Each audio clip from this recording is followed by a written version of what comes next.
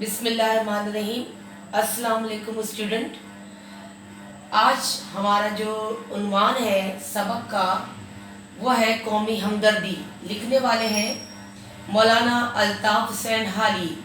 जब मौलाना अल्ताफ़ हुसैन हाली की हम बात करते हैं तो हमें ये बात बखूबी पता है कि आप उन रहनुमाओं में से थे जिन्होंने पाकिस्तान के क़याम में बहुत अहम किरदार अदा किया। अगर मैं ये कहूँ कि सर सैयद अहमद ख़ान के रुफ़क़ारों में से थे तो ये कहना भी गलत ना होगा। आपकी ज़्यादातर तहरीरें जो थी वो मुसलमानों की इस्लाह के लिए थी, और आपका सबसे मशहूर कारनामा जो था, जो सर सैयद के कहने पे आपने किया या सर अंजाम दिया, वो आपकी मशहूर नज़म थी मुसद्दस मद्दोजद इस्लाम, जो बाद में मुसद्दस हाली के नाम से बहुत मशहूर हुई। ये वो कारनामा था जो ताहयात आपके लिए एक शाहकार बन गया, क्योंकि इस नज़म में आपने मुसलमानों में एहसास ज़िम्मेदारी को उजागर करने में बहुत अहम किरदार अदा किया। ये तो उनकी शेर व शायरी के हवाले से थी जो आपने अपनी खिदमत सर अंजाम दी, लेकिन जब हम उनको नस्ल के हवाले से देखते हैं तो इसमें भी आपका बहुत अहम किरदार नज़र आता है।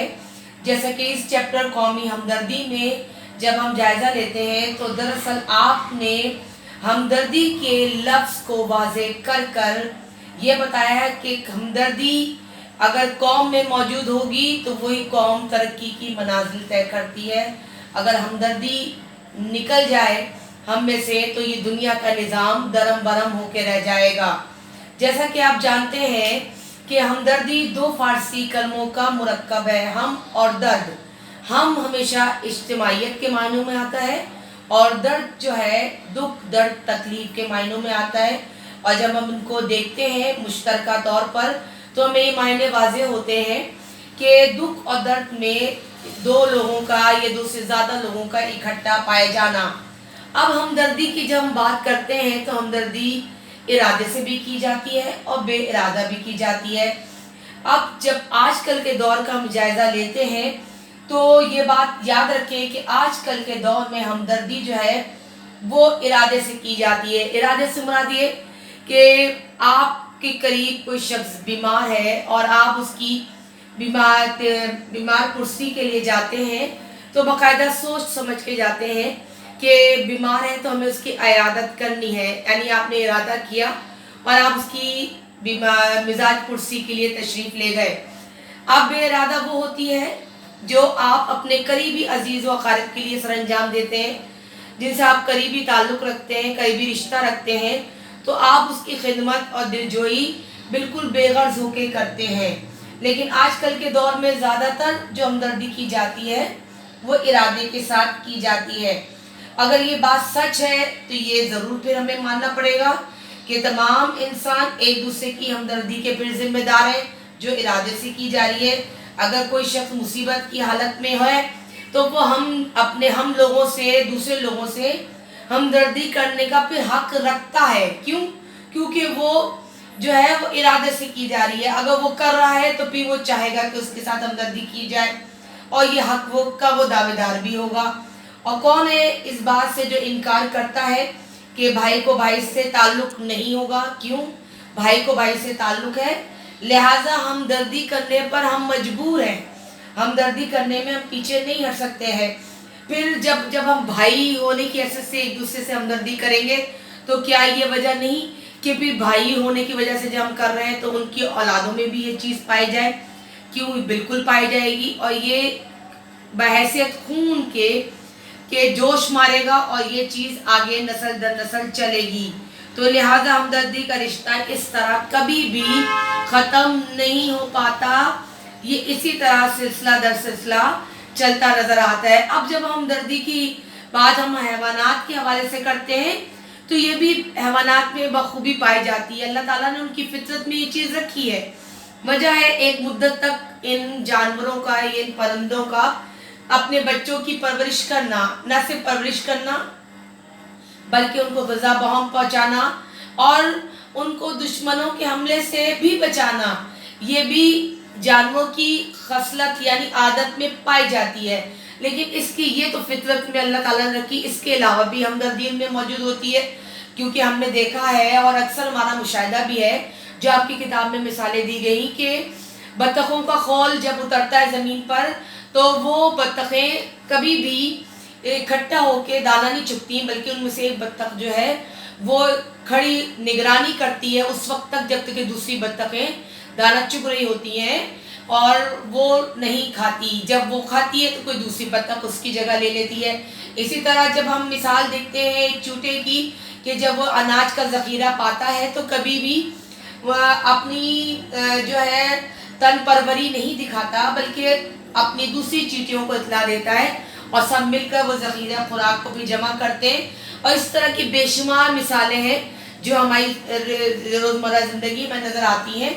جانوروں میں یہ خصلت پائی جاتی ہے تو پھر انسان میں یہ فطرتاً موجود کیوں نہیں ہوگی؟ کیونکہ یہ فطرت کا خاصہ ہے۔ اللہ تعالیٰ نے جب حیوانات کو یہ چیز عطا کی تو انسان کی فطرت میں بھی ہمدردی کو رکھا۔ یہ ایک قدرتی خاصیت ہے جو بغیر تعلیم اور بغیر تربیت کے انسان کی طبیعت میں جوش مارتی ہے، اور اگر ہم ایسا نہ ہوتا تو حیوانات جو ہیں جو عقل سے بھی بے بہرا ہوتے ہیں اور تعلیم کو بھی نہیں جانتے، پھر تو ان میں وجود ہونا بھی ناممکن ہوتا۔ اگر یہ بات نہ ہوتی انسانوں میں تو حیوانات تو بالکل ان چیزوں سے ماورا ہیں، ان میں بھی یہ چیز موجود نہ ہوتی۔ تو ہمدردی ایک ایسی چیز ہے جو فطرت کا تقاضا ہے جو اللہ تعالیٰ نے انسان میں رکھی ہے۔ کیوں؟ انسان اپنی ضروریات کے لیے ایک دوسرے کا محتاج ہے، اور انسان کی گاڑی ایک دوسرے کی مدد کے بغیر نہیں چل سکتی۔ اور اگر ہم اس چیز کو مانتے ہیں اور جانتے ہیں اور یقین رکھتے ہیں تو اس بات پہ بھی یقین رکھیں کہ اگر ایسا نہ ہوتا تو یہ کائنات کا نظام درم برم ہو چکا ہوتا۔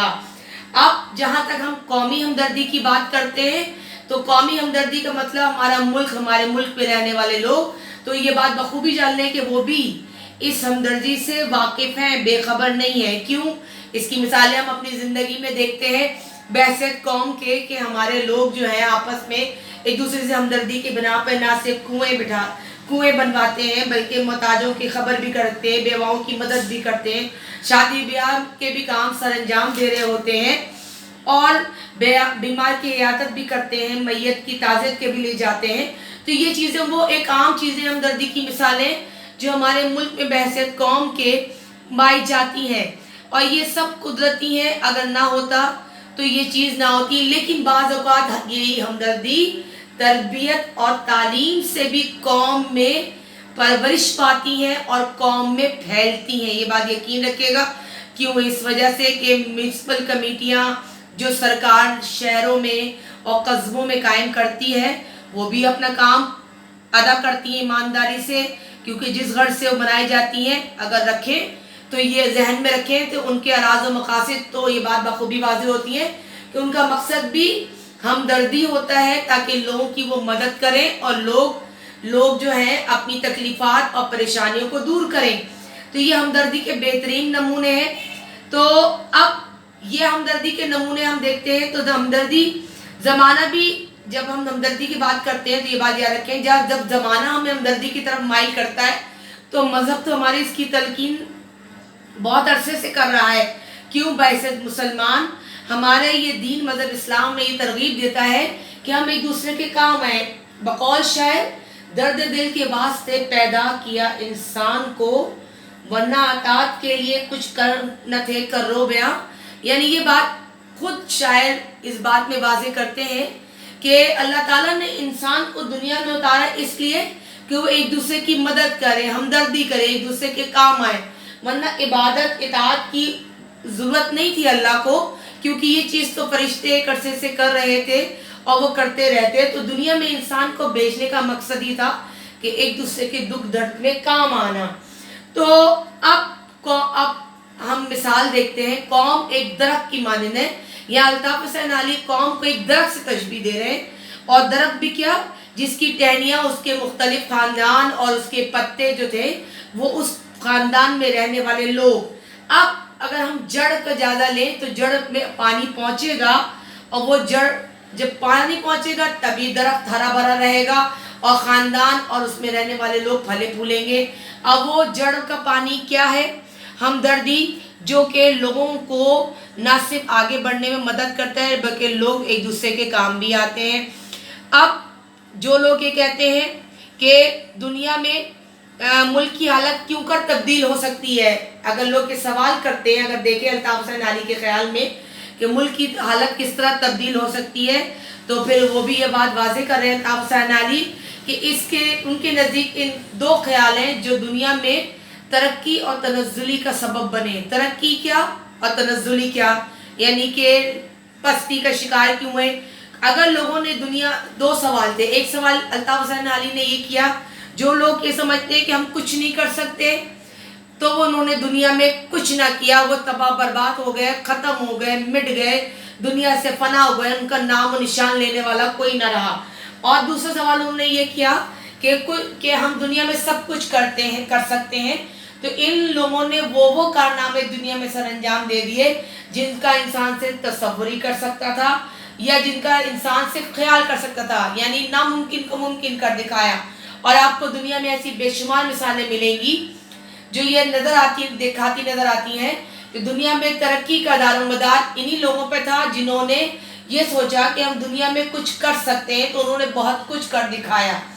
तो पहले ख्याल का नतीजा क्या हुआ? इसका नतीजा कि तबाही और बर्बादी, जबकि दूसरे ख्याल का नतीजा ये निकला कि दुनिया में बड़े बड़े अजायबात को जाहिर कर दिया। तो इस पूरे चैप्टर से अल्ताफ़ हुसैन अली ने दरअसल ये बात वाज़ेह करने की कोशिश की, ये बयान करने की कोशिश की कि हमदर्दी वो जज्बा है, अगर किसी कौम में तरक्की पा जाए तो वही कौम दुनिया में कामयाबी और कामरानी के झंडे गाड़ देती है। और इसकी बेशुमार मिसालें हमें मिलेंगी, क्योंकि हमारा दीन मज़हब इस्लाम भी हमें मज़हब ये तालीम देता है और हमें हमारी बहसियत कौम, हमारी फितरत का ये तकाजा है कि हम एक दूसरे से हमदर्दी करें और एक दूसरे का साथ दें। तो बेसिकली देखा जाए तो इस चैप्टर में अल्ताफ़ हुसैन अली ने लोगों को तरगीब दी है कि वो एक दूसरे से हमदर्दी करें और एक दूसरे के काम आए। ये था इसका पैगाम और इनका मकसद। शुक्रिया, अल्लाह हाफिज़।